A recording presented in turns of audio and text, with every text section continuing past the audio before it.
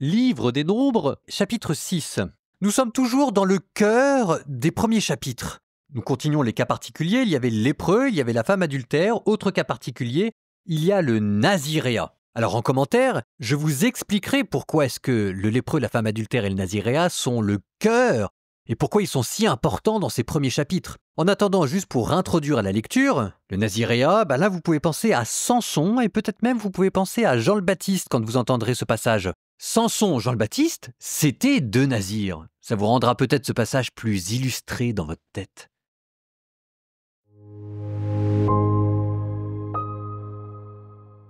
Le Seigneur parla à Moïse. Il dit « Parle aux fils d'Israël.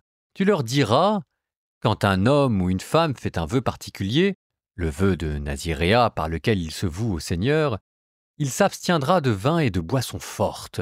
Il ne boira ni vinaigre de vin, ni vinaigre d'alcool. Il ne boira aucun jus de raisin. Il ne mangera ni raisin frais, ni raisin sec.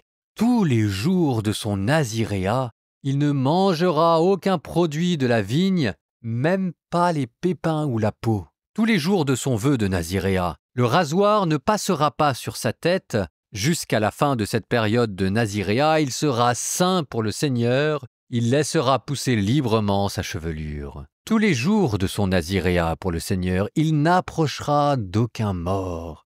Père ou mère, frère ou sœur, pour aucun d'eux, à leur mort, il ne se rendra impur, car il porte sur la tête le signe de la consécration à son Dieu. Tous les jours de son naziréat, il sera saint pour le Seigneur. Si quelqu'un meurt subitement près de lui, rendant ainsi impure sa tête sanctifiée par le naziréat, il se rasera la tête le jour de sa purification, et le 7e jour, il la rasera. Le 8e jour, il apportera 2 tourterelles ou 2 jeunes colombes au prêtre à l'entrée de la tente de la rencontre. Le prêtre offrira l'une en sacrifice pour la faute, l'autre en holocauste. Il fera sur le naziréen le rite d'expiation de la faute que celui-ci aura commise en touchant un mort. Et ce jour-là, le naziréen sanctifiera de nouveau sa tête. Le naziréen reconsacrera au Seigneur le temps de son naziréat. Il amènera un agneau de l'année pour le sacrifice de réparation. Les jours précédents ne comptent pas, puisque son naziréat était devenu impur. Et voici la loi concernant le naziréen. Le jour où se termine son naziréat, on le conduira à la tente de la rencontre. Il apportera au Seigneur son présent réservé, un agneau de l'année sans défaut pour l'holocauste et une agnelle de l'année sans défaut pour le sacrifice pour la faute, et un bélier sans défaut pour le sacrifice de paix. Il apportera au Seigneur son présent réservé, un agneau de l'année sans défaut pour l'holocauste et une agnelle de l'année sans défaut pour le sacrifice pour la faute, et un bélier sans défaut pour le sacrifice de paix, ainsi qu'une corbeille de pain sans levain fait de fleurs de farine, des gâteaux pétris à l'huile et des galettes sans levain frottées d'huile, ainsi que l'offrande de céréales et les libations requises. Le prêtre les apportera devant le Seigneur, et il accomplira son sacrifice pour la faute et son holocauste. Quant au bélier, il l'offrira en sacrifice de paix pour le Seigneur, en plus de la corbeille de pain sans levain. Puis il fera l'offrande de céréales et la libation requise. Alors, à l'entrée de la tente de la rencontre, le naziréen se rasera la tête de son naziréat. Il prendra la chevelure de son naziréat et la posera sur le feu où se consume le sacrifice de paix. Le prêtre prendra l'épaule du bélier quand elle sera cuite, un gâteau sans levain dans la corbeille et une galette sans levain. Il les posera sur les paumes du naziréen après que celui-ci ait rasé la tête de son naziréat. Puis le prêtre les présentera au Seigneur avec le geste d'élévation. C'est une chose sainte qui reviendra au prêtre en plus de la poitrine présentée avec le geste d'élévation et de cuisses prélevées. Ensuite, le naziréen boira du vin. Telle est la loi du naziréen qui a fait son vœu. Tel est le présent qu'il réserve au Seigneur à l'occasion de son naziréat, sans tenir compte de ce que ses moyens lui permettraient d'ajouter. Selon le vœu qu'il a prononcé, ainsi fera-t-il selon la loi de son naziréat. Le Seigneur parla à Moïse, il dit « Parle à Aaron et à ses fils, tu leur diras Voici en quels termes vous bénirez les fils d'Israël.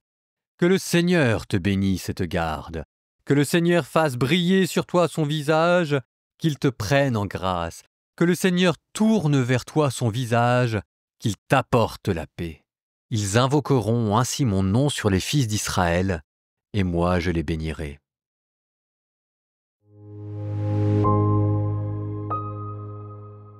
Première fois que l'on mentionne le naziréat dans l'Ancien Testament.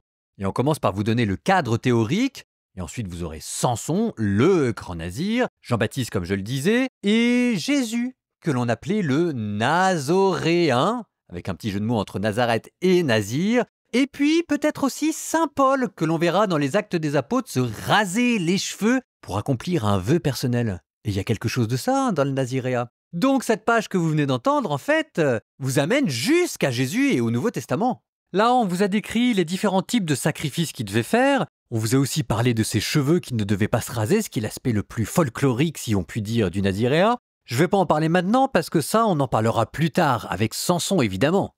On ne vous dit pas non plus quels sont les vœux qui ont été prononcés. Ces vœux qui ont été prononcés, l'Église plus tard les interprétera à la lumière de Jésus comme le vœu de pauvreté, de chasteté et d'obéissance. Ce qui veut dire donc d'ailleurs que le naziréat ne s'arrête pas ni avec Jésus ni avec Saint Paul, mais continue de nos jours encore avec la vie religieuse. Les moines et les moniales. La tonsure des moines, elle vient d'où? Elle vient du naziréat et de cette histoire de cheveux bizarres à donner ou à pas donner. En attendant, on a intercalé dans notre bel ordonnancement militaire 3 cas particuliers. On a eu le lépreux, puis ensuite on a eu la femme adultère, et maintenant on a le naziréat. Et on se dit, mais c'est quand même curieux cette affaire, qu'est-ce que ça vient faire là d'un point de vue narratif? Alors par exemple, on pourrait se dire que ça montre différents niveaux d'appartenance. À travers la question du lépreux, c'est la question de l'appartenance communautaire qui est posée, qui va pouvoir vivre dans le camp ou pas. À travers la question de l'adultère de la femme, c'est la question de la fidélité conjugale. Encore une autre forme d'appartenance, la femme qui appartient à son mari, le mari qui appartient à la femme. Et à travers le naziréat, c'est une forme encore plus haute d'appartenance, cette fois-ci à Dieu. Il y a peut-être une progression, chaque fois un niveau plus d'engagement envers Dieu, la communauté, l'espace conjugal et puis ensuite l'espace religieux proprement dit. Ensuite, à travers ces 3 personnes, lépreux, femme adultère et naziréat, vous avez aussi 3 formes de pratiques religieuses qui sont décrites. Avec le lépreux, c'est une pratique de purification, les rituels de purification. Avec la femme adultère, c'est un rite de jugement, l'ordalie. Et avec le naziréat, c'est un rite de sacrifice. Et peut-être là encore, il y a une progression. Derrière, vous avez 3 manières d'utiliser la religion. Pour les personnes scrupuleuses, une manière de se mettre en règle avec les questions de purification. Pour respecter ensuite avec cette femme adultère la question des devoirs d'État, du pardon, de la réconciliation, de la fidélité aux engagements. Et peut-être avec le naziréat, cette forme de générosité, ce qui est de l'ordre du surplus et du don de soi volontaire. Peut-être aussi 3 formes d'épreuves. Le lépreux, la femme adultère et le naziréat, ils subissent tous les deux 3 épreuves. Le lépreux est mis à l'épreuve de l'exclusion, l'adultère est mis à l'épreuve de la vérité, et le nazir est mis à l'épreuve de la discipline.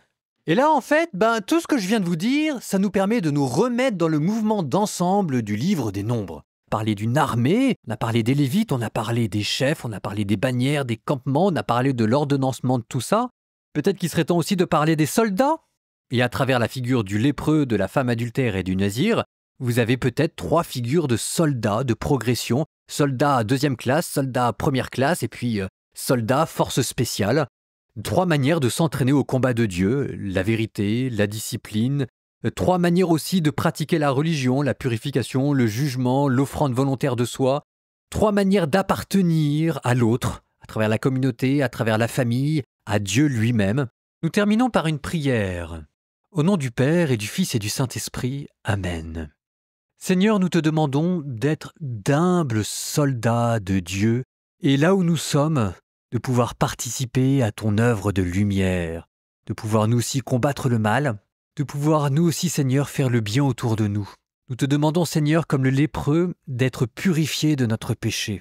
Nous te demandons, Seigneur, comme cette femme, de pouvoir être fidèles à nos engagements, les devoirs d'État, dans nos familles, l'amour que nous devons pour notre femme, pour nos enfants, pour notre mari, l'humble service quotidien.